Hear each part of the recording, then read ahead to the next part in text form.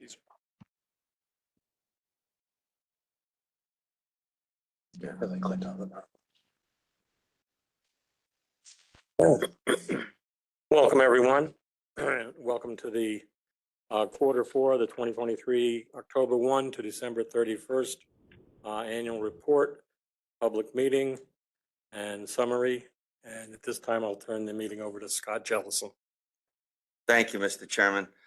Scott Jellison, MDC. So tonight, we're going to be presenting the quarterly and the annual report.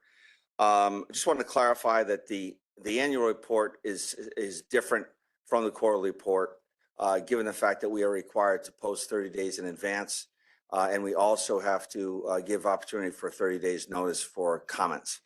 We did not receive any public comments except from DEEP, which we thank, and we'll address those comments as part of the presentation. The next quarterly report will be June 13th, 2024. And I would obviously going to be talking about the background on go ahead on that. Yeah, background of North Hartford area projects, the quarterly and annual consent or reporting requirements, which are very specific. We are required to report specific technical information as part of this presentation. We'll go over the overview of all the projects in the area, including areas outside of Hartford, update the key performance indicators, and we're going to be talking regarding our recruitment efforts with small minority women-owned disadvantaged businesses. Again, just to remind everyone is that the MDC imposed on themselves an additional requirement of 30% Hartford workforce, residential workforce requirement. We've never done that before. It's not required under the state statutes, but we've imposed that, and Jeff King will be talking about that tonight and how successful we are with that. We also have Joe LaLiberty from CDM, who will be talking about the Clean Water Project update, and Jason Waterbury, who is our Assistant Manager of Engineering, is going to start off the presentation. So go ahead, Jason. Oh, sorry. Yes. One very important component to our project, the outreach component to our project, which is extremely necessary. I'd like to thank the chairman, our commissioners, Steve Harris from the community, DEEP, Yvonne is here. It was very important for us to have an outreach office that the community could have access to. So we have identified, we have secured a location. This is a rendering here. It's not the actual building, but this is what it looks like. And it's on Barber Street, 179 Barber Street. We're working as we speak to secure a date for a ribbon cutting. We'll be reaching out to all the stakeholders to try and find the best opportune time, hopefully before the second week of April. So with that, I'm going to turn it over to Jason Waterbury. Thank you, Scott. As you're aware, we developed a long-term control plan update in 2018, which was approved in 2022 by DEEP. This plan essentially included zero private property work as part of the CSO solution. As a refresher, before I get into specific updates as part of this quarterly report, I wanted to revisit this slide, which was also presented back in December.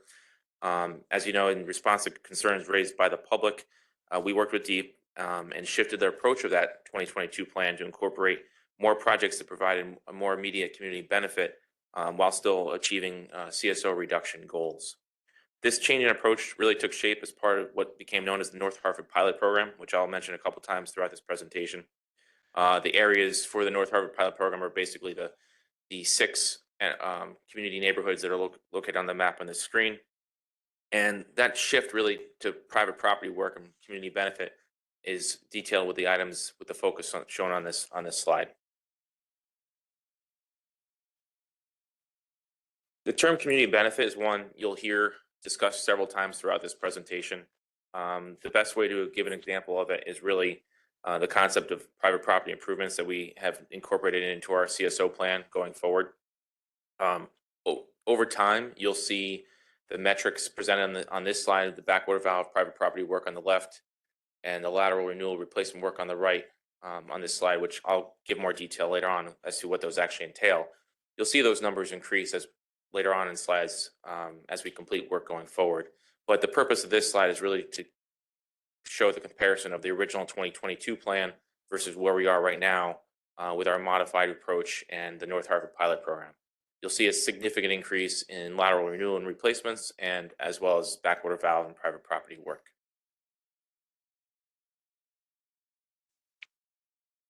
As described in the meeting title, there's key points that we had to point out and report on. Scott mentioned our consent order annual report that we presented or posted on our website 30 days prior. This report shouldn't be confused with the monthly reports that are required per Public Act 230204, which is also on our website. As Scott also mentioned, we received comments from DEEP, incorporated those comments into this. I'm going to use the laser pointer right now. These 4 bullets right here, which detail are listed straight verbatim from the consent order. Those are the items that we are required to report on, both in a quarterly and annual manner. This slide shows the consent order projects that are listed between now and the end of 2030. As part of it, actually all the consent order projects listed between now and 2030. You'll see over time projects change from either not started to design to construction. Key points on here is also the milestones, whether it be bid advertisement, which is that purple diamond, or a maroon diamond or red diamond, which is the consent order deadline. You'll see that there's 2 projects noted on this slide, which I'm going to go into the next couple of slides, where the completion date is shown past the consent order deadline date. Those are 2 components of the expedited sewer separation contracts, and I'll go into the details and the reasons for that in the next couple of slides. Overall, this is essentially the same update that was given back in December of 23.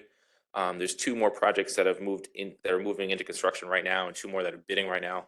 So you'll see some changes on this slide as we progress to the next update in June.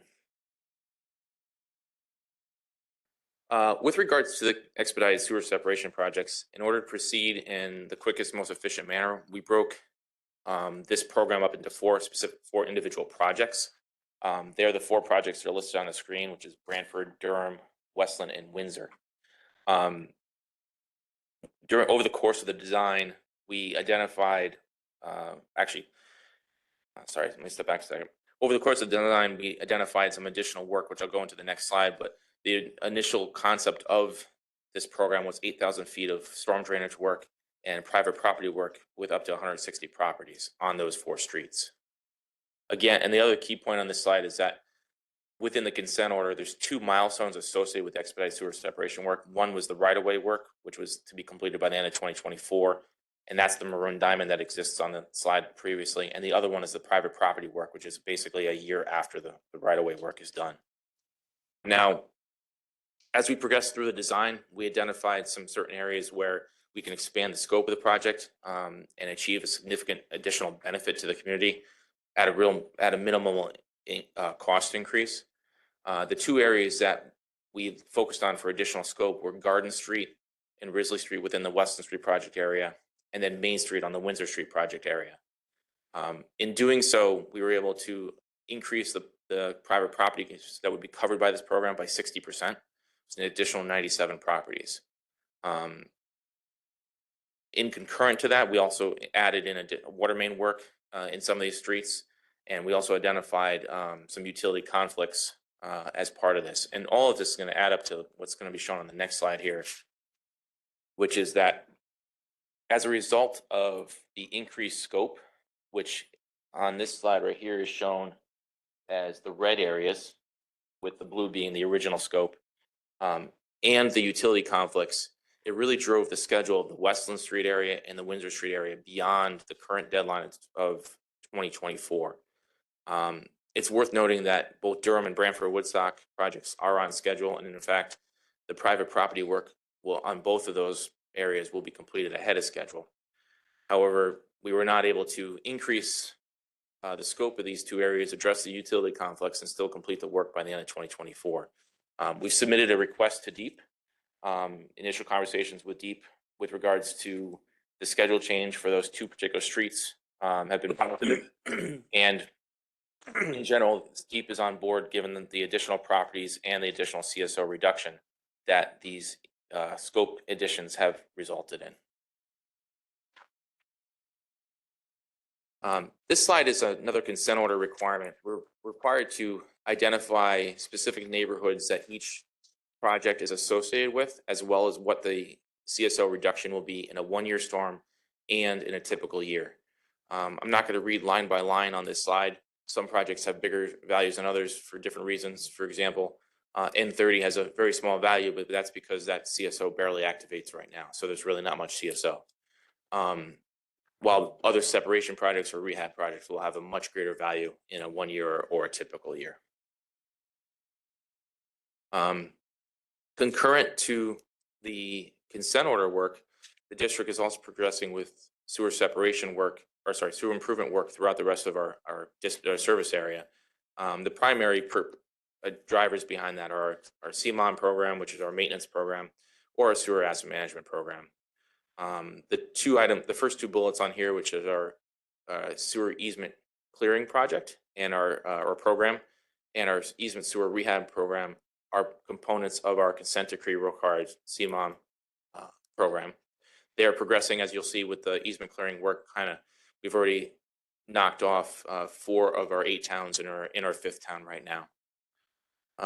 In addition, the district it works every year in conjunction with our member towns and their paving programs to renew our infrastructure, both water and sewer. And in this case, I'm focusing on sewer in advance of paving programs.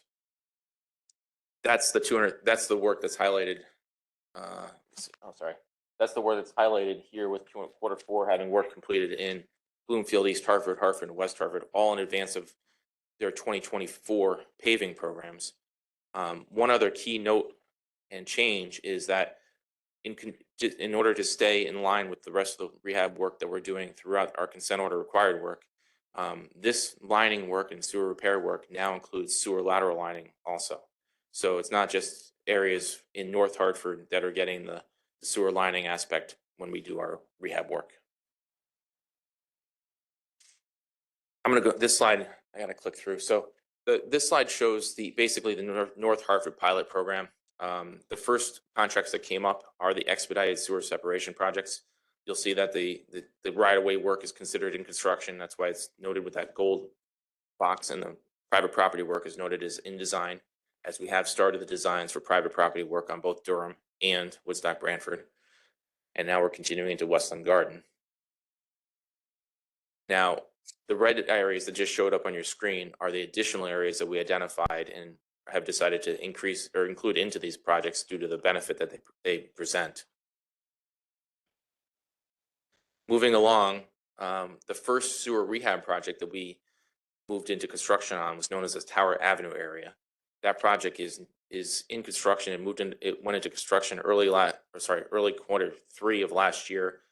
We expect it to be complete by the middle of this year. So you'll see this project go into completion mode in the next update or thereafter. This project includes the lining of all sewers and laterals in that shaded area on your screen, which is the northeast corner of Hartford. The blue area that just popped up on your screen is the North Branch Park River area, also known as the Granby area or the Blue Hills area.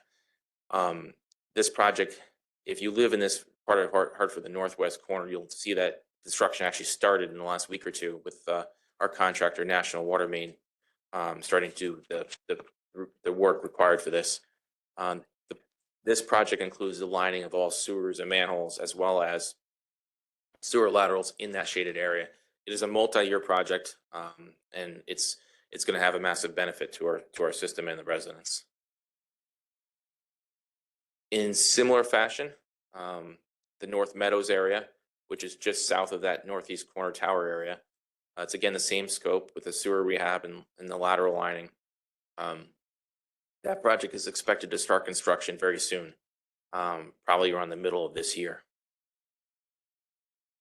And the final rehab contract is known as the Gully Brook area. This is a project that we'll be bidding shortly. It's a similar size and scope to the northwest corner of Hartford as far as volume.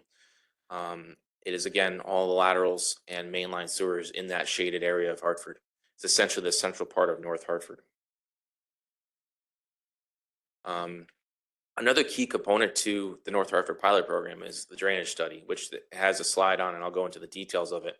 but it's essentially setting the stage for separation work, with the first three separation contracts being Granby 7, 8, and 9, which showed up on the slide right now in purple.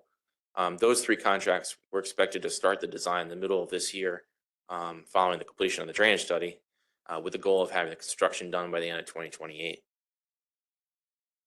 So that's just all of them together. Now, as I mentioned back in December, a key component of our North Hartford pilot program was the private property work, the community benefit. Two major aspects of this are our sewer backup prevention program and our sewer house connection program. This work was significantly ramped up as part of the North Hartford pilot program.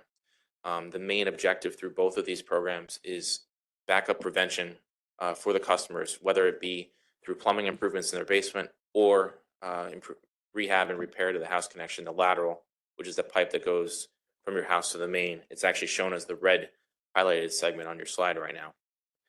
The other key takeaways on this slide is the web link and also the phone numbers on here. If there's any customers that are interested in participating in the program, that is how you would get involved.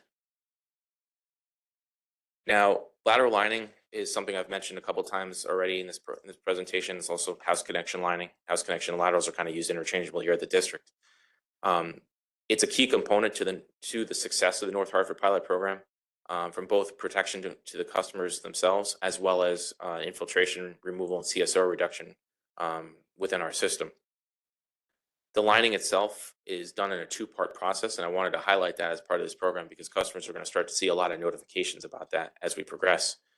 The majority of all the house connections or laterals are lined in two steps. One is the first step being that green segment on your screen right now, where it's lined from the mainline sewer towards the house. The lining itself, due to the technology and also the configuration of the plumbing, stops just short of the cast iron pipe as it leaves your house.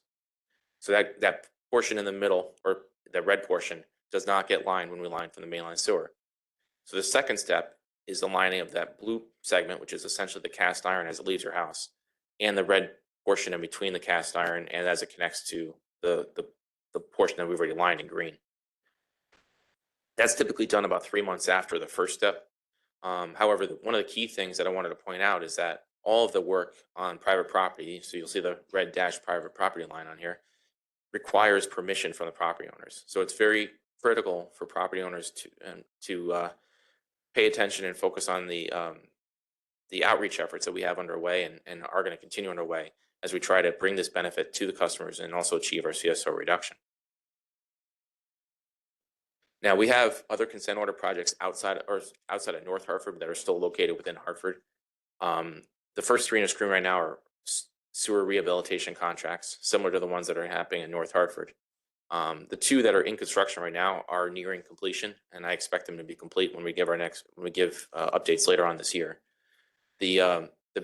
I guess the peach colored or beige colored project, sorry, I'm colorblind, is in design right now and actually going into construction very soon.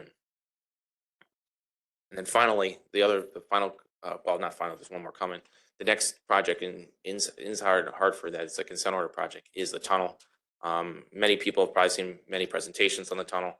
It's really three contracts that are listed in the consent order. Contracts 2, 3, and 5. 2 and 5 are essentially complete. 3 is the pump station, which is underway right now and will be complete in the middle of 2026. And finally, CSO N30. That was actually the CSO I highlighted on the table earlier, which has minimal activity. That is a consent order project. It's in design right now. It'll go into construction later on this year, and that project will wrap up that CSO with regards to a 1-year storm, which is our consent order requirement. And then outside of Hartford, we have projects that are also in our consent order. Going from top to bottom, the Bloomfield project is a project that's later on in its schedule, so that one has not yet started design. However, the project in the middle, it's in gold, the Bloomfield North Branch area, that's in construction and nearing completion. And then the West Hartford SSES project is a major rehab project, sewer rehabilitation project in Hartford that is expected to begin construction in the middle of this year and last 1.5 to 2 years. Now, I mentioned on the North Hartford pilot program slide, the North Branch Park River update. It's a drainage. This is a project we're doing in conjunction with the city of Hartford. It's basically got two main objectives. One is to finalize preliminary designs for the district for sewer separation work, and the goal, and I'll point to them, is to eliminate CSOs N2 and N4. So N2 is right here. This is Granby Street coming up and down. Here's the North Branch Park River. For reference, this is Albany Avenue. And then N4 is just off the Westbourne Highway, also on Granby Street.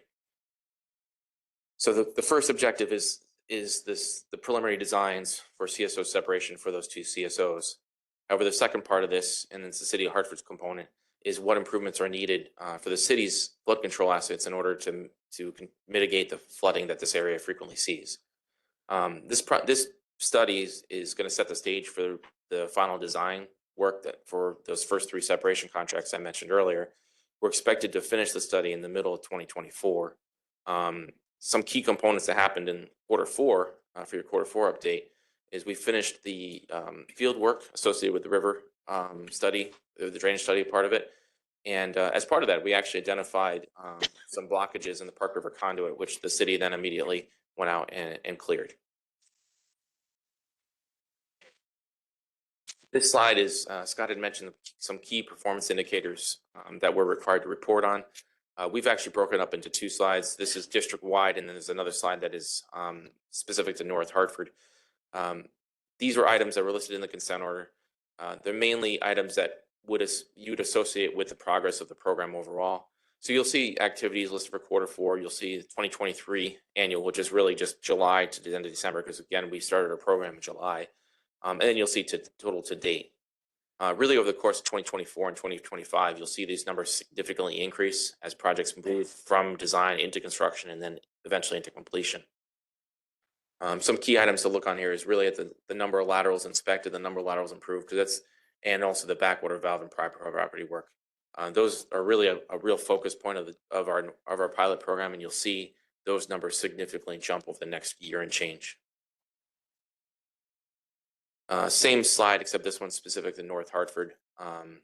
Stats are in similar format, and it's really the same purpose. The next two slides are also a consent order requirement. They are CSO reductions that we're required to report on, whether it be for those two CSOs I described earlier, which is N2 and N4, or the Gully Brook area and North Meadows area, which are shown on the next slide. As projects complete, you will see the blue part of these graphs actually increase and get closer to the goal. Seeing as most of the projects have just started or haven't even reached construction, that's why the progress is low with regards to CSO reduction.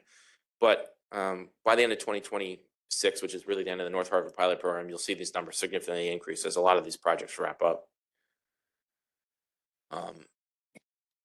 There we go. And then this is the same slide really as the last one, except this is specific to Gully Brook and North Meadows, which is CSOs identified in the consent order. The one difference here is that this is only a one-year storm in a typical year, as the complete elimination, which is the third bar on the prior slide, is required for the North Branch, but not for these areas of our system. And with this, I'll turn it over to Jeff. Thank you, Jason. Jeff Kay, Construction Manager, overseeing construction compliance and diversity. So as we talked about in quarter three, our procurement department under Kelly Shane had to hit the ground, running very hard to get contractors under contract to do all the work that Jason described. So as a continuation, we searched for qualified contractors and held a couple events to make sure that they were qualified and certified with their SBE, MBE, and WBE certifications, the requirement under DAS. As you can see, we held those two events so contractors could submit their new applications, and we could help with recertification since there was a new SAM.gov ID process, which is a security component.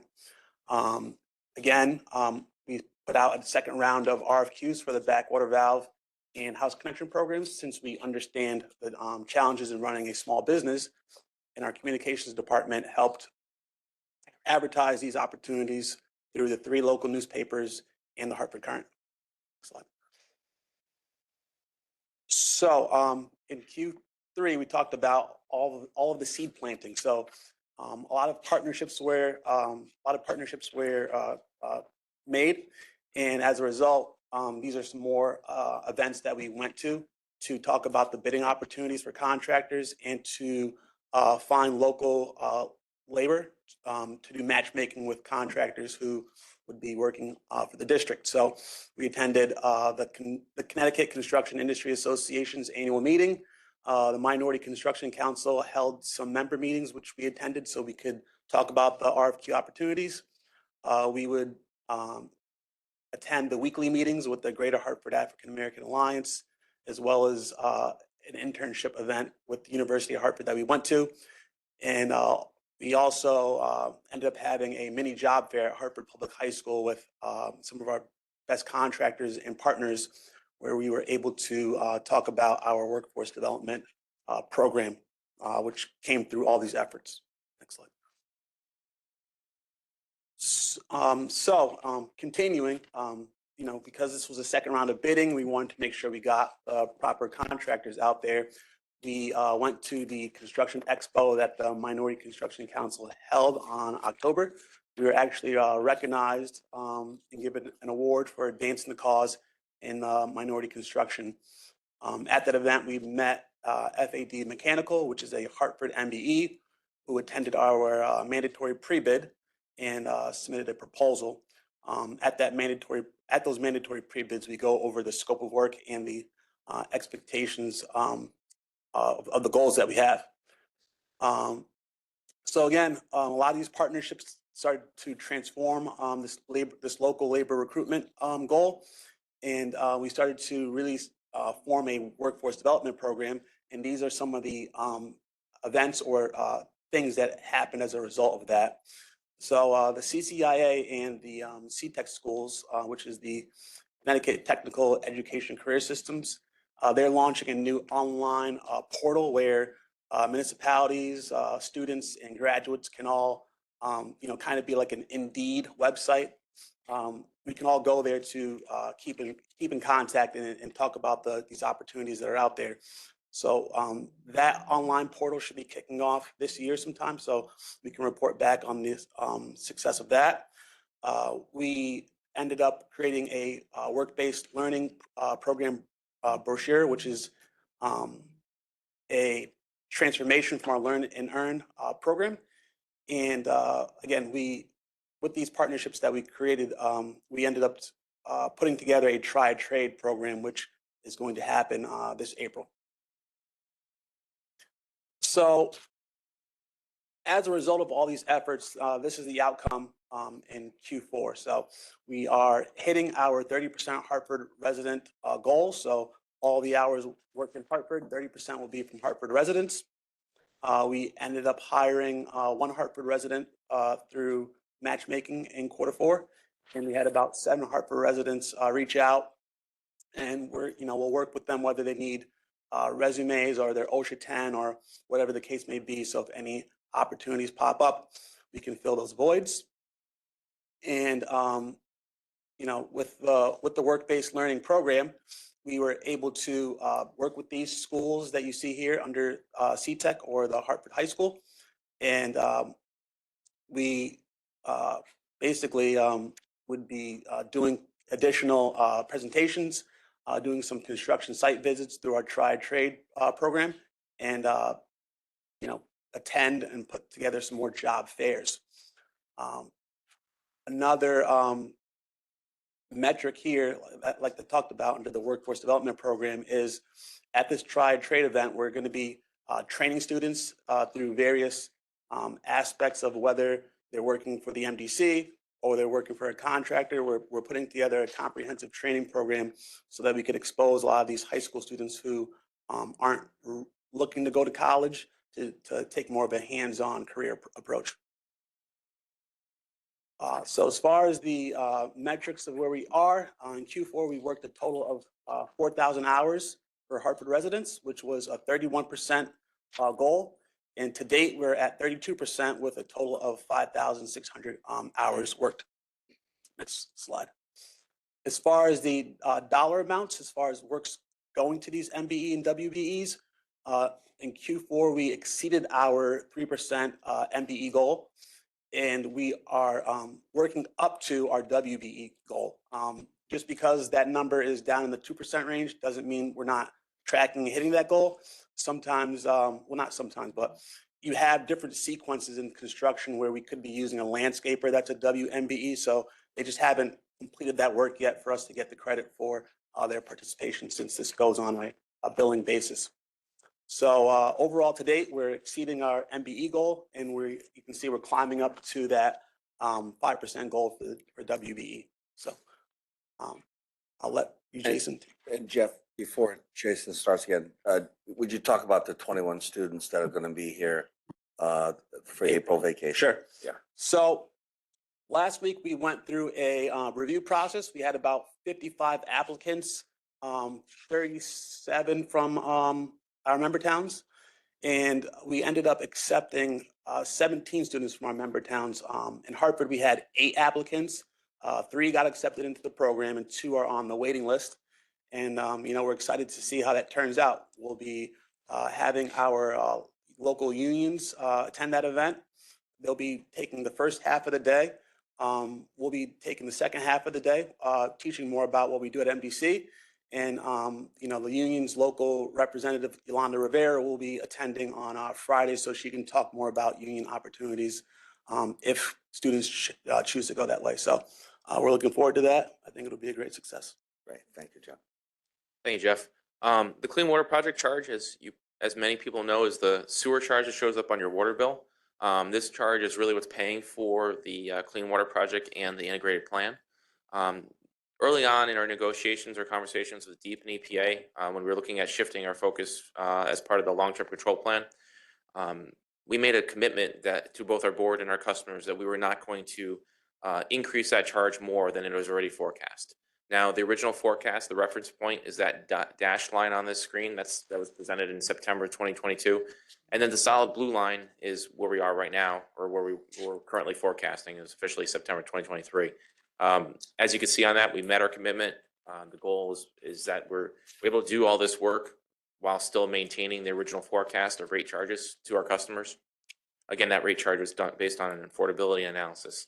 Now, we couldn't have added all this work to our program without and exceeded or kept the cost within the forecast without 2 key things. One was significant support from DEEP with grant funding and loan funding. And the second piece was really a shuffling of the deck of some projects where they were moved out of the first phase of the integrated plan, which is between now and the end of 2030, into phase 2. And those projects I'm going to show on the next slide are listed here. The original date is in the center. And then right now it's got a revised date of 2030 to 2040. These projects were the lump of projects that we moved out of phase 1 in order to keep the Clean Water Project charge in its original format, or that forecast that we had. The specific dates and the actual dates for each of these projects will be created and updated as part of our next long-term control plan update. That update is due to DEEP in the end of 2028. Closing remarks. Do you want to do closing, or you want me to? No, if you can just add, and then I'll say this. In addition to this, is about $300 million worth of work. So I just want to reiterate this. We've said this before. The MDC staff, our commission, our chairman, DEEP, the community, all of the work that we're doing in North Hartford. The original plan was $47 million over a 10-year period. Now we're going to be doing upwards of $170 million. So there's a lot of work occurring in a very short time frame. So I give our staff, our commission, a lot of credit, and DEEP for all the help and support they've given us. But in addition to pushing $300 million out into phase 2 of the Clean Water Project, it also allowed us to provide a free sewer lateral for every customer at the MDC. So we're providing, as part of our program, we're providing a new, whether it's lined or replaced, sewer lateral for all of the North Hartford properties. And the chairman, the board felt it to be very fair that we cannot just provide that free service to North Hartford. We had to provide it to every customer at the MDC. So in negotiations with Deep and pushing projects, we were able to afford that service, that free service, which is about a $10,000 savings for our customers, and still stay within that proposed rate structure for the Clean Water Project as we presented in September 2022. Go ahead, Jay. Thanks. Yeah. Basically, in closing, want to just list the link on here. It's the North Hartford Sewer Improvements Projects link that's on our website.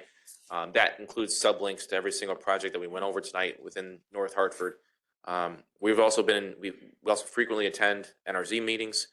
So NRZs are another way for you to stay informed, as well as our outreach groups and outreach team.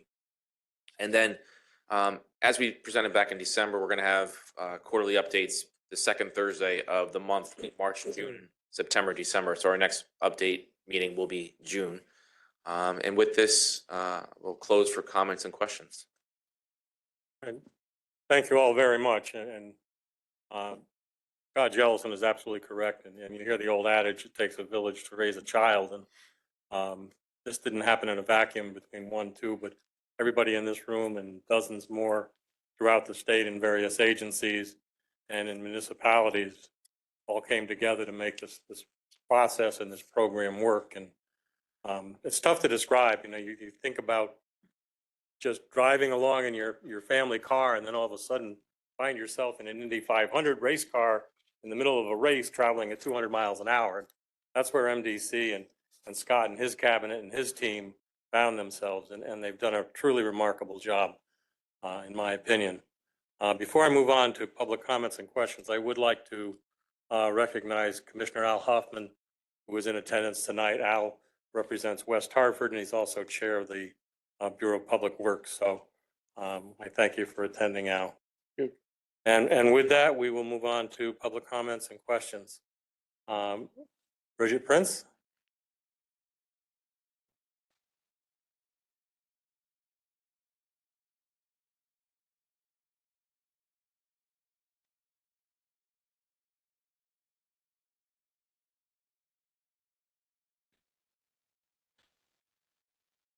Thank you for allowing me to speak. I want to thank you, Commissioner Don Curry of East Hartford, because I think you said something that really made this project about the whole community when you thanked everybody in the room, because through everybody else's presentation, it was what everyone else did and not what we did here in the community to make this happen. So I want to thank you for saying everybody in the room, because it wouldn't have been said if you didn't say it. So I want to start with that. Thank you. I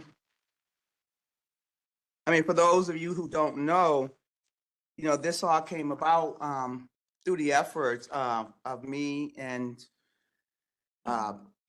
civil rights attorney Cynthia Jennings, Greater Hartford African American Alliance, and a few other entities, where we really worked hard and petitioned for months to bring this $170 million to MDC. So we are glad that this is benefiting the community.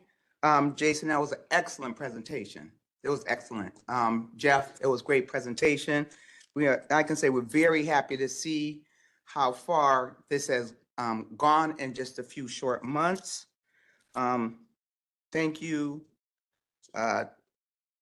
President Scott Jellison. You know, you were doing an excellent job with what it's become.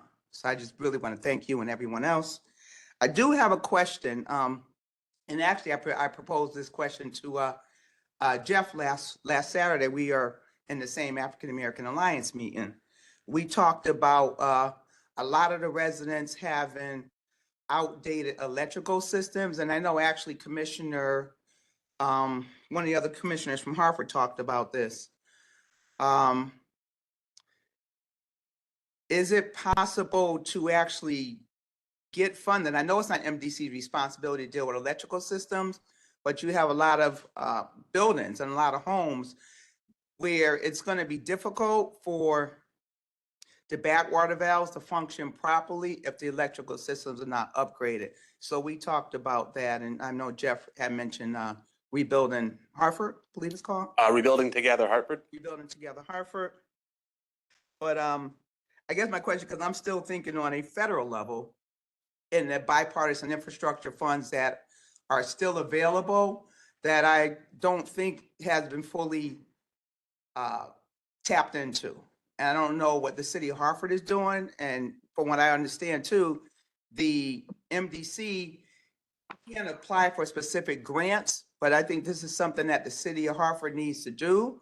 So if the MDC can really work with the community to, I mean, you can't make the city of Hartford do anything, but to, you know, make proposals to them to say, hey, listen, we need this money from the bipartisan infrastructure funds before it is dissolved. Because I was in a meeting, and what I understand, there's still, excuse me, there is still hundreds of millions of dollars that are available to fix the situation. We still have a lot of the flooding that's happening in Upper Albany Avenue.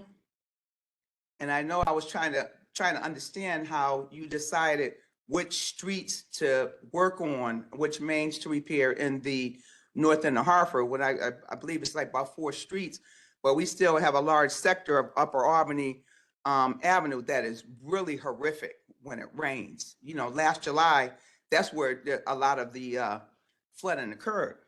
So I understand you were doing the study. So in that study, how long will it take after the study is done to kind of focus on some of those other areas that really require a lot of attention? That's Albany Avenue. Albany Avenue needs a lot of attention. So I guess those are my questions to kind of leave with you. When that project is going to be done, what can we do as a community to continue to support what you're doing? Who we need to see as far as getting more money. If we have to go back to Senator Blumenthal or Congressman Larson, we are willing to do that, because we would like to see these, the whole city, not just the north end of Hartford, but the whole city literally fixed from the underground up. So thank you for allowing me to speak. And I just want everybody to know, you know, MDC, you're doing a great job. Thank you. Thank you very much. Cynthia Jennings.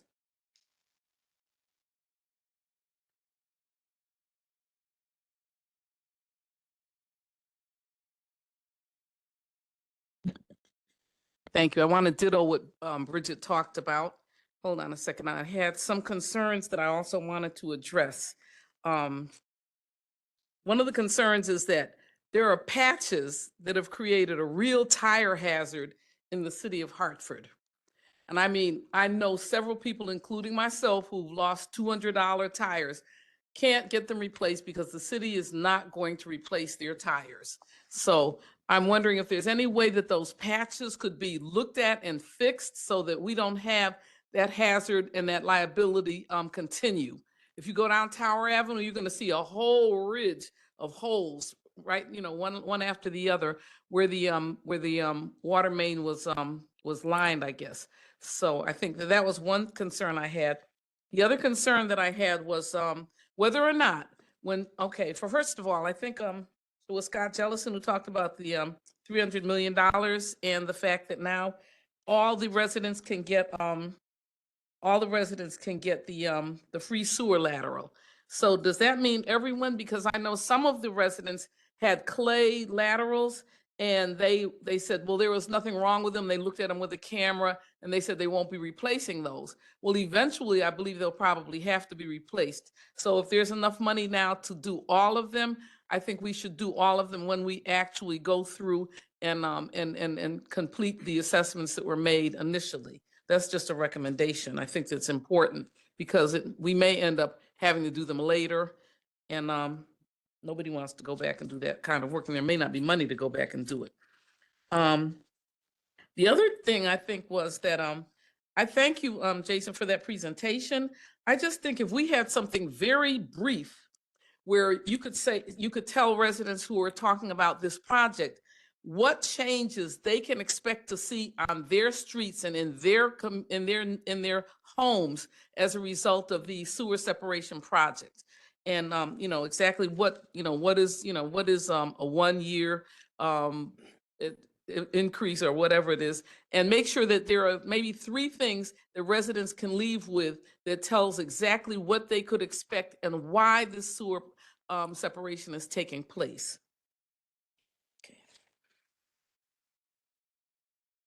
The other question that a lot of the residents have is that, have any residents found an increase in flooding after they had their basements done because they're jackhammering the basements? And also whether or not there's any increase in rodent activity as a result of opening up those basements. So if that could be addressed, I know when we were doing the schools, we had snake pits that were found.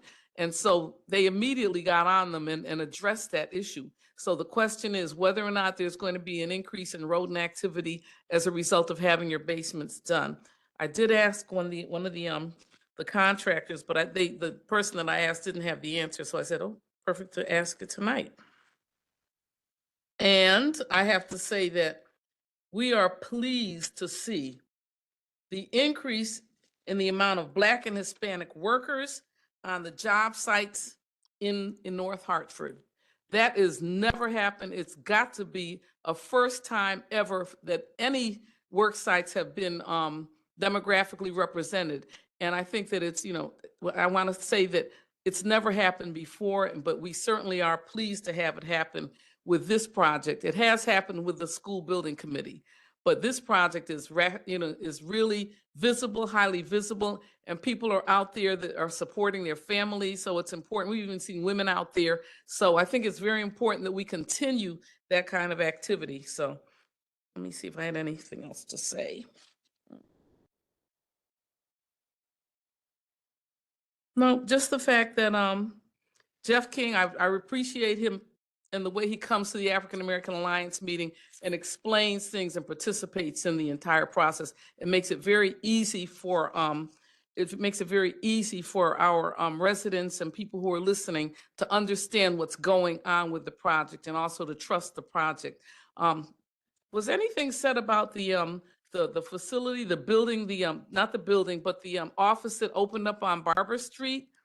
Because I think people need to also know when you're actually talking about what the project does, what the facility on Barber Street is going to do for the people who live in North Hartford. I think that would be very important to us as well. Thank you very much for all your work. Thank you very much. Is there anyone that's logged into the meeting that would like to address the panel? Yes, Chairman. This is Judy Allen from West Hartford. Hi, Judy. Hi. Please go ahead.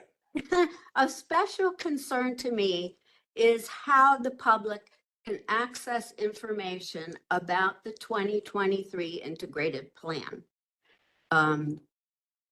Under this new plan, the MDC must provide contact information about who to call with questions and concerns about the plan, and that it be prominently displayed on the website. To me, that means it would be on the very front page. In the cover letter, in response to these requirements, the MDC says they have prominently displayed a contact us option and that questions can be asked through this and given to the most appropriate person for a response. In reality, on the main page, there is an option for customer service, and under that, a link to contact us. And while there are phone numbers listed there, none are for the 2023 integrated plan, and none are for the North Hartford sewer improvement projects. Under the notice for this meeting is a copy of tonight's presentation. Some of it has changed. What I was reading online, I could not see a phone number or an email, but at the very end was a link to a website that said simply not found. That's, we could go there. But that wasn't in tonight's presentation. So maybe that's changed. There's a part on the main page, resources. By following links under resources, I can find the North Hartford projects with a phone number regarding construction concerns. If I call that number, will someone be able to answer my questions regarding the schedule for work at the North Branch of the Park River? Is that a general number or a specific? Also under resources, there's a link to the Clean Water Project webpage with information that hasn't been updated since 2020, and in some cases, not since 2018. This is very confusing to me, and I think members of the general public who might want to learn more. There needs to be a single place someone can access this information, and it should be on the very first page of the website. There's lots of information tied to this meeting. I wonder what happens after the meeting. Where will that information go? Hope it doesn't disappear. And that I'll be submitting some written comments and questions too by April 1st. Thank you. Thank you, Judy. Is there anyone else who would like to address the panel? Hearing none, Scott, would you like to make a closing? No, I think I just want to thank everybody, and I do thank, but I did say the community, but I know, Bridget, you had a lot to do with helping us move this forward, both at the legislature and within the community.